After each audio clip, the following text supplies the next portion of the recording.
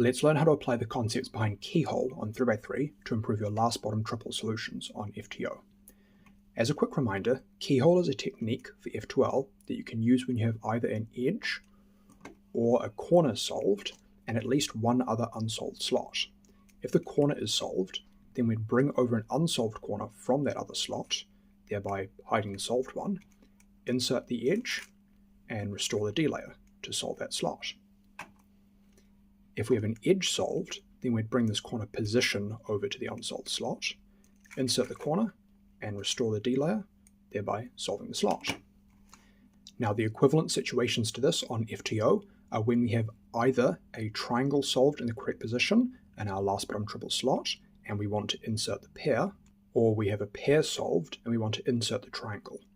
These two situations are called trapped triangles for the first case and hole-in-one for this case, respectively, but personally I just think of them as being the two halves of Keyhole. Let's look at this one with a pair first. Now you can of course have the pair on either side, so we could have these two solved and need to insert the triangle on the right, or we could have these two solved and need to insert the triangle on the left.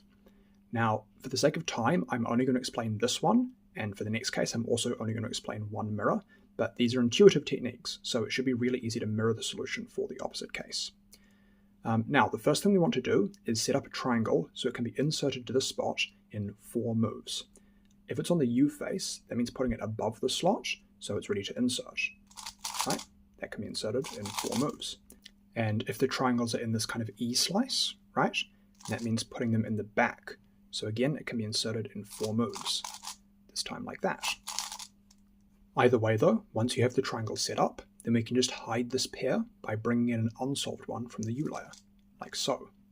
Then we can insert our triangle without affecting that pair and restore the pair, which finishes off our last bottom triple.